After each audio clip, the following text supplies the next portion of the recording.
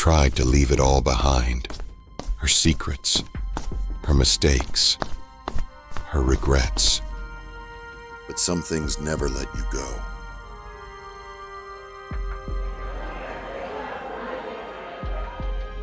In this new place, Nana will face her darkest fears, and her past will come back in ways she never expected.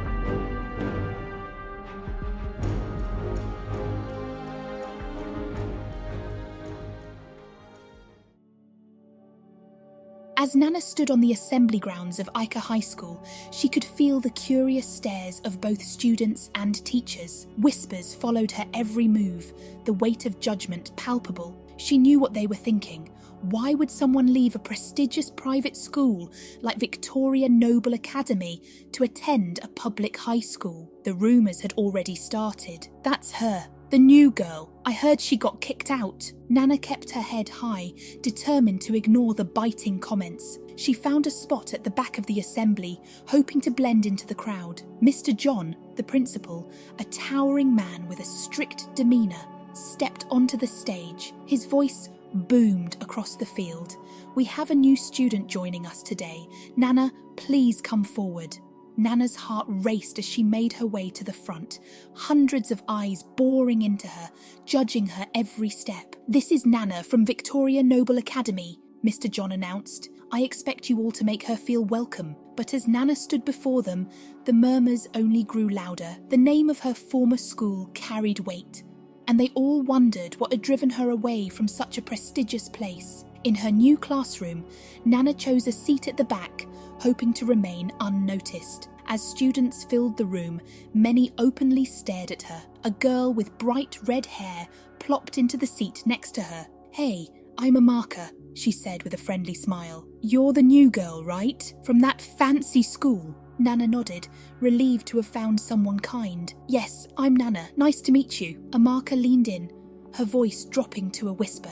"So, why did you leave? Must have been something big to end up here." Before Nana could respond, a boy's voice rang out from across the room. "I bet I know why she left. My cousin goes to Victoria Noble. Said there was a huge scandal about a girl who was sleeping with the teachers for grades. Bet that was you, right?" The classroom fell silent, all eyes turning to Nana. Her hands trembled, but she found her voice. "That's not true," she said, her voice steadier than she felt. "Those were just rumours. I didn't do anything like that." The boy scoffed. "Yeah, that's what they all say. Why else would you leave such a great school for this dump?" Amaka glanced at Nana with wide eyes. "Is that true? Did you really?" Nana stood abruptly, her chair scraping loudly against the floor. "I said it's not true," she repeated firmly. "I'm here to study just like the rest of you.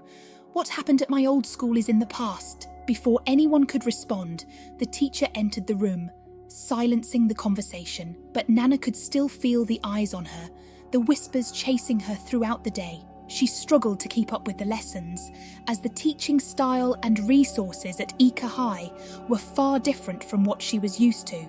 During lunch, Nana found herself sitting alone under a tree, watching groups of friends laughing and chatting in the distance. She felt more isolated than ever. Just then, Amaka approached her with a lunchbox in hand. "Mind if I join you?" she asked. Nana nodded, grateful for the company. As they ate, Amaka spoke softly. "Listen, about what that guy said earlier. I'm sorry, that wasn't cool of him." Nana sighed. "Thanks.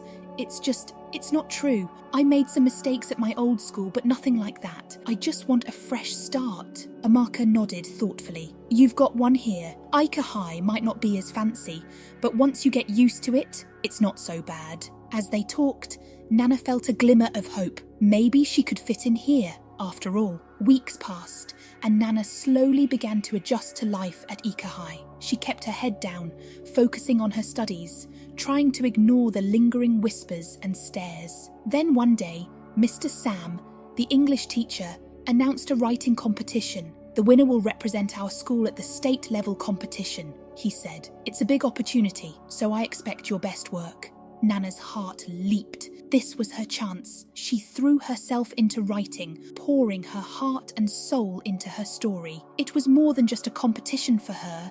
It was her chance to prove herself, to show that she was more than the rumours, more than the past. The day the results were announced, Mr. Sam stood at the front of the class, holding a stack of papers. One entry stood out above the rest, he said.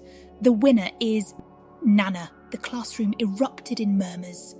As Nana walked to the front to receive her paper, she overheard students whispering, "Of course she won." Probably charmed Mr. Sam. Bet she didn't even write it herself. Nana's joy deflated. Would she ever escape her past? That night, she told her parents about the competition. "I won," she said hesitantly, "but some students think I cheated." Her father's face grew serious. "Nana, we know you've been working hard. Don't let anyone make you doubt yourself." Encouraged by her parents, Nana decided to confront the rumours. The next day, she approached Mr. Sam after class. "Sir," she said, her voice shaking slightly, "I heard some students think I might have cheated, but I want you to know I wrote that story myself." Mr. Sam smiled kindly. "I never doubted that for a moment, Nana. Your writing has a unique voice that can't be faked.